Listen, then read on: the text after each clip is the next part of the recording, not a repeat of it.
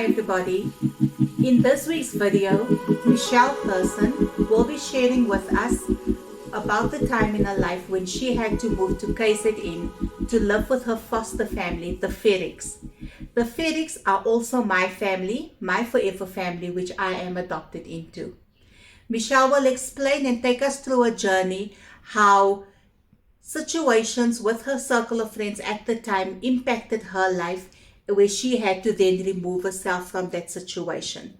Michelle will also share with us how the love and support of family and family that believed her and took her by her word helped her change her life in that point in time.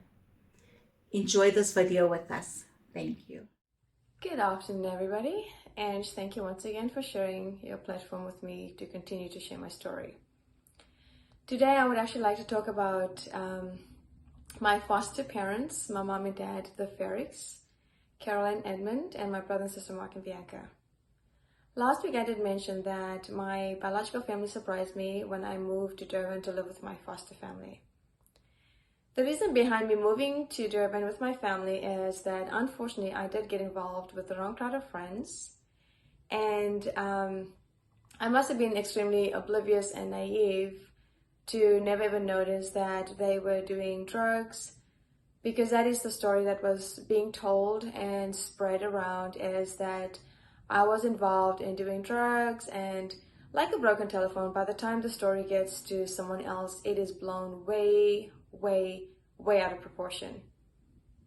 Unfortunately, I'm not 100% sure how the story got spread, but up until today, I can 100% say that I have never done any illegal drugs. The only drugs I've ever done is prescriptions from the doctor and medications, antibiotics. So by the time the news got to my mom and dad, it was blown out way out of proportion that my mom actually drove down to Johannesburg to, pretty much at the end of the story, to pick me up.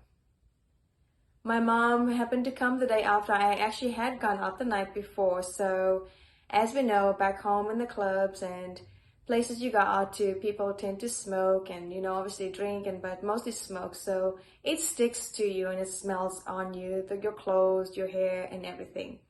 So when my mom came, I obviously ended up reeking and smelling like smoke and stuff. So I'm assuming, not that she said it, but I'm assuming that she must have thought the worst, that all the allegations or the stories that has been shared and told is true. However, my mom took me back home to live with her and my dad in Durban, and that same night when I arrived, my dad called me into his room, into him and my mom's room.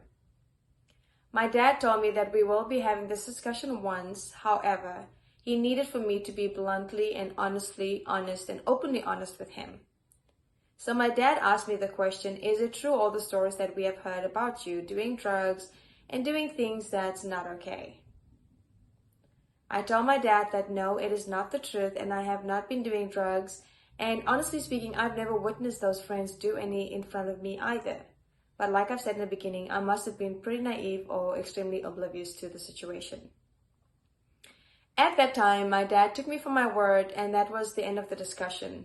Up until today, my dad never ever brought up that discussion, that topic, or anything about that night. That night could have gone either way, but I'm grateful and thankful that God truly placed an extremely loving, caring father in my life, as well as my mom. But for my dad to take me by my word and to never bring up the situation or the story again, or make me feel like he didn't trust what I have shared with him or what I have told him.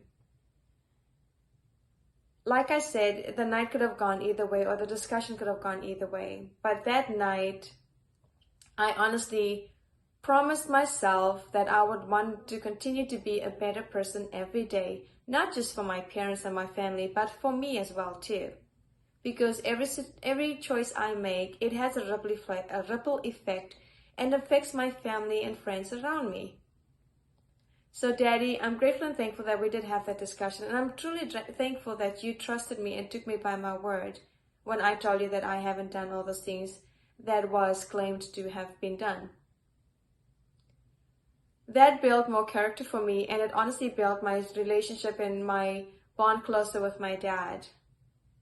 I am grateful and thankful for all my families And I'm just thankful that they continue to lift me up, whether it's my sponsors or my biological family. It's through text messages, through phone calls, through small notes shared by my little cousins. And I just love that because it truly, honestly shows me every day or every week I do talk to them and touch base with them that they truly, truly, honestly, sincerely love me unconditionally. And I love them unconditionally as well.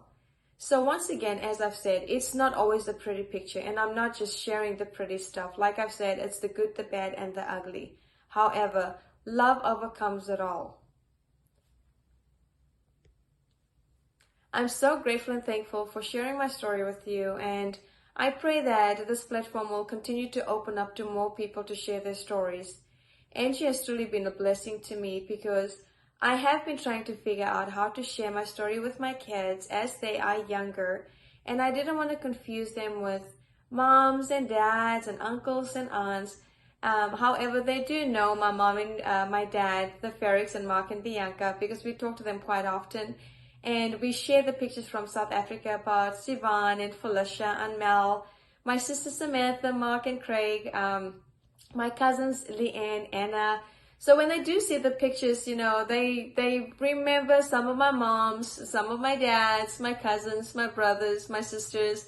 And I just love that because, like I said, my cousin Leanne always sends me little notes that Tiante sends me and just tell me, Shella, come pick me up from South Africa. I want to come visit you. I actually love that.